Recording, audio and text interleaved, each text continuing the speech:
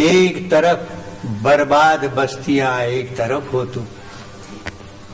एक तरफ बर्बाद बस्तियां, एक तरफ हो तुम। एक तरफ डूबती कश्तियां, एक तरफ हो तुम।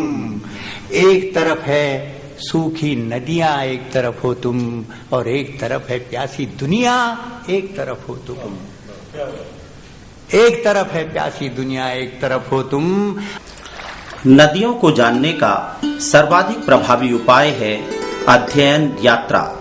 उत्तराखंड की सैकड़ों छोटी बड़ी नदियों में से एक महत्वपूर्ण नदी है नंधौर। उत्तराखंड की प्रमुख सांस्कृतिक संस्था शैल नट के युवाओं ने आयोजन किया नंधौर नदी घाटी की अध्ययन पदयात्रा का। तो इस यात्रा का एक उद्देश्य ये भी है, हम अपने लोगों को जाने। हम सभी मित्रों ने ये तय किया कि क्यों ना हम ये जो एक हमारा क्षेत्र है अपने लोगों के बीच में जाएं, उनके साथ होली मनाएं।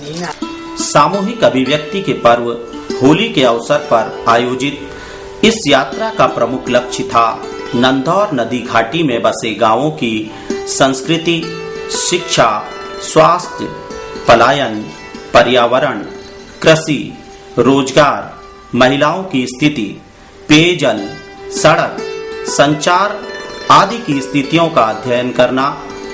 अध्ययन को प्रामाणिक बनाने के लिए 4 प्रश्नों का एक अध्ययन प्रपत्र विकसित किया गया, जिसके प्रश्नों का उत्तर यात्रा मार्ग के ग्रामीणों से साक्षात्कार कर प्राप्त किया गया। यात्रा सामुदायिक सहभागिता से आयोजित की गई, अतः यात्रियों के आवास व भोजन का प्रबंध स्थानीय ग्रामीणों द्वारा निःशुल्क किया गया। पदयात्रियों का पहला पड़ाव था बनोलिया। सुंदर से गांव बनोलिया में होली गायन अपने यौवन पर था।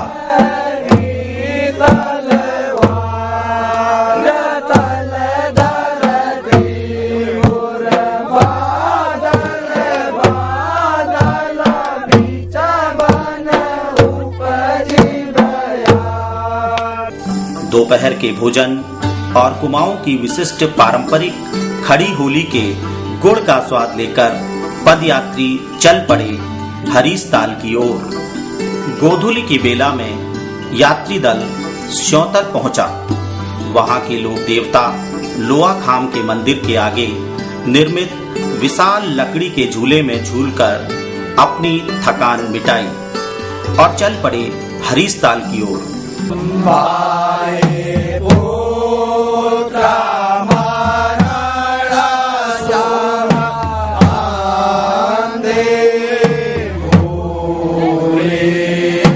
यहाँ भी खड़ी होली का जोश चरम पर दिखाई दिया।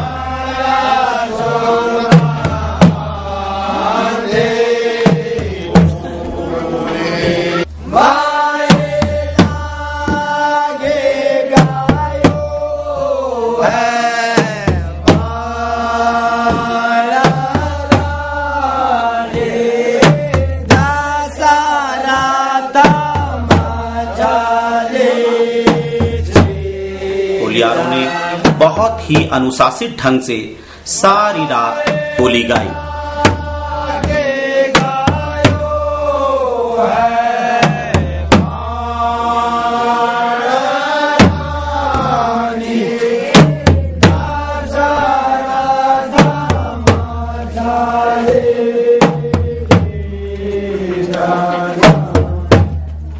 पदयात्रा का दूसरा दिन शुरू हुआ हरीशताल के अध्ययन से। हरीशताल आने के लिए सड़क मार्ग नहीं है और मोबाइल फोन भी यहाँ पर काम नहीं करते। चारों ओर पहाड़ियों से घिरा गांव और बीच में सुंदर सी झील। झील की सबसे अनूठी विशेषता है इसमें पाई जाने वाली लाल रंग की मछलियां। नयनाभिराम दृश्यों वाली यह झील यात्रियों को अलौकिक आनंद की अनुभूति कराती है।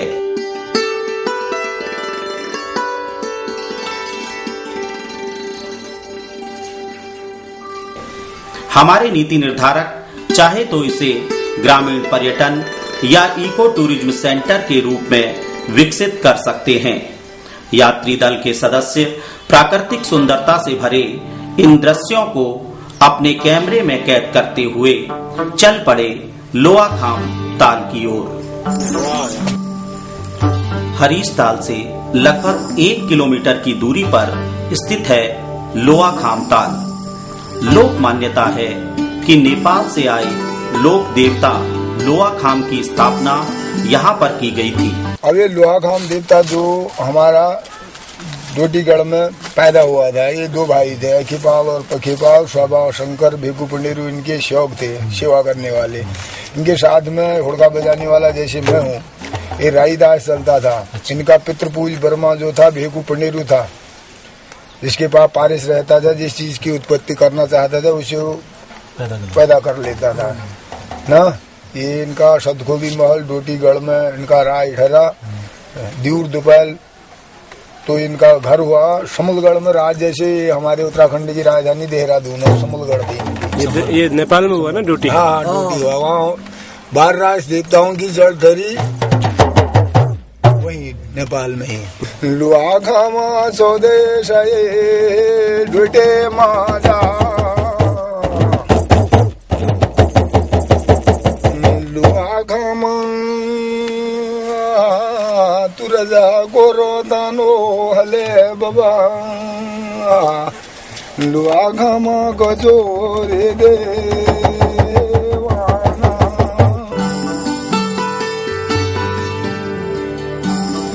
बुद्ध पूर्णिमा के दिन प्रत्येक वर्ष लोआखाम ताल में बड़ा मेला लगता है तथा श्रद्धालु इस ताल में स्नान कर पुण्य अर्जित करते हैं।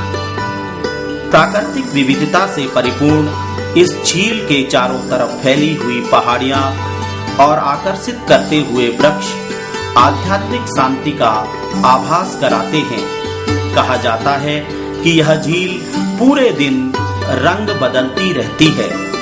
झील में चारों ओर से गिरते वृक्ष और पत्थर इस झील के अस्तित्व को चुनौती देते प्रतीत होते हैं। हरीश ताल और लोआखाम ताल के संरक्षण और संवर्धन के लिए सरकार द्वारा प्रयास किए जाने चाहिए, अन्यथा ये झीलें समाप्त हो जाएंगी। लोआखाम ताल से यात्री दल चल पड़ा अपने गंतव्य स्थल डालकन्या की ओर।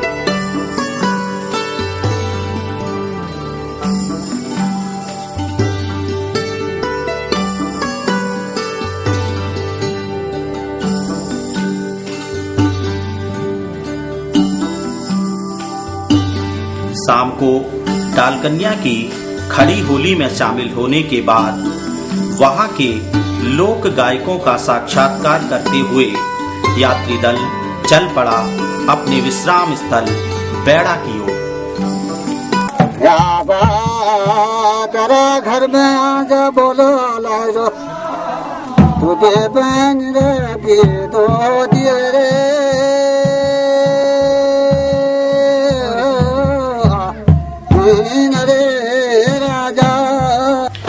पदयात्रा के तीसरे दिन थी छलड़ी। छलड़ी यानी रंगों से खेलने का दिन, अतः पदयात्री भी शामिल हो गए बेड़ा की खड़ी होली में। यहाँ लोक गायकों और वादकों के साथ लोक नाट्य जागर को जानने व समझने का क्रम जारी रहा। तब रजा झाल राई की धन करनी बल भगवान, यद गुड़न नगी देवो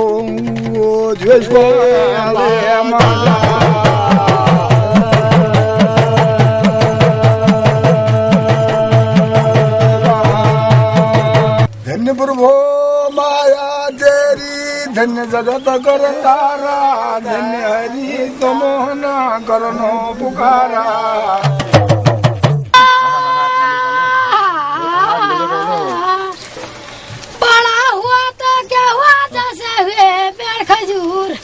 उभरते गायकों को सांस्कृतिक स्रोत एवं प्रशिक्षण केंद्र सीसीआरटी तथा संस्कृति विभाग की छात्रवृत्ति की जानकारी दी गई। भारत सरकार की एक स्कीम है कि आप दोनों ऐसे लोगों के लिए आप इसको सिखाओगे ढोलका बजाने वाले गीत, ये जागर सारे, ठीक है। 4 फरवरी में अगले साल इसी दिनों में आपको दिल्ली बुलाएंगे दोनों को, और वहाँ पे ये गा के सुनाया गया ऐसे ही। अगर आप सेलेक्ट हो जाते हो तो 20 साल तक ये दोनों को मिलेगा उधर। यात्रा के दौरान ग्रामीणों में सरकारी योजनाओं के प्रति जागरूकता बढ़ाने का प्रयत्न भी किया गया। यात्रा मार्ग की शिक्षण संस्थाओं का अवलोकन करता यात्री दल रात्रि विश्राम के लिए अधौड़ा डूंगरी पहुंचा। यात्रा के चौथे दिन की शुरुआत हुई वनों के रक्षक माने जाने वाले लोक देवता श्री एड़ीजू के मंदिर के दर्शन से। डोंगरी नामक स्थान पर स्थित इसी मंदिर से नंदौर घाटी के सेंसिटिव जोन या रिजर्व फॉरेस्ट की शुरुआत होती है। एड़ी देवता के मंदिर में प्रसाद व घंटी के अलावा लोहे के धनुष बाण चढ़ाने का भी प्रचलन है। यहाँ पर यात्री दल की भेंट हुई श्री एड़ी मंदिर के पुजारी एवं जागर गाने वाले लोक गायकों के दल से।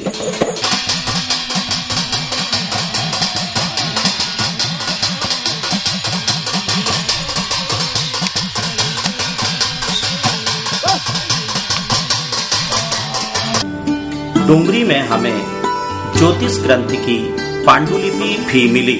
कर्णपाल जी, आपके हाथ में जो ये पांडुलिपि है इसके बारे में थोड़ा हमको बताइए। अब ये तो जानकारी नहीं मिल पा रही, जहाँ तक है ज्योतिष संबंधी है जी। तो ये कब से आपके पास कब से आपके घर में है? ये बहुत पुराना है। अच्छा अच्छा। तो इस तरह की और भी कोई वस्तुएं आपके पास संग्रहित है? एक दो। रख रखाव के अभाव में जीर्ण शीर्ण हो चुकी इन दुर्लभ पांडुलिपियों का संरक्षण अनिवार्य रूप से किया जाना चाहिए। डूंगरी के बाद यात्री दल पहुंचा जनपद नैनीताल के सबसे दूरस्थ गांव अमजड़। ब्लॉक मुख्यालय से 60 किलोमीटर, तहसील मुख्यालय से 85 किलोमीटर और जिला मुख्यालय से 120 किलोमीटर दूर बसे इस गांव में विकास के नाम पर सिर्फ कच्ची सड़क ही उपलब्ध है। स्वास्थ्य सेवाओं का हाल यह है कि यहाँ मामूली बुखार भी जानलेवा बीमारी है। अमजड़ के ग्रामीणों से बात करने के बाद हम रात्रि विश्राम के लिए चल पड़े दुर्गा पीपल नामक स्थान के लिए। पांचवें और अंतिम दिन लगभग 27 किलोमीटर का मार्ग नंदौर नदी के साथ ही पदयात्रियों को तय करना था। चारों ओर वनों और पहाड़ों के बीच बने मार्ग पर हाथी व अन्य वन्य जंतुओं के आवागमन के निशान साफ दिखाई पड़ रहे थे। विगत वर्षों में नंदौर द्वारा की गई तबाही के चिन्ह भी आसपास के क्षेत्रों में स्पष्ट देखे जा सकते हैं। दर्जनों बार नदी को पार करते हुए पदयात्री पहुंचे 1885 में बने वन विश्राम गृह आंवला चौकी। रास्ते में वन विभाग के कर्मचारी भी गश्त करते मिले। उन्होंने बताया कि पहले जाड़ों के दिनों में यह मार्ग अस्थायी रूप से वाहनों के लिए खोल दिया जाता था, किंतु अब इसके आरक्षित वन क्षेत्र घोषित हो जाने से यातायात बंद है। शाम को 4 बजे यात्री दल मछली वन पहुंचा। पदयात्रियों के अंतिम पड़ाव चोरगलिया पहुंचने पर समाज के विभिन्न वर्गों द्वारा यात्रियों का स्वागत किया गया।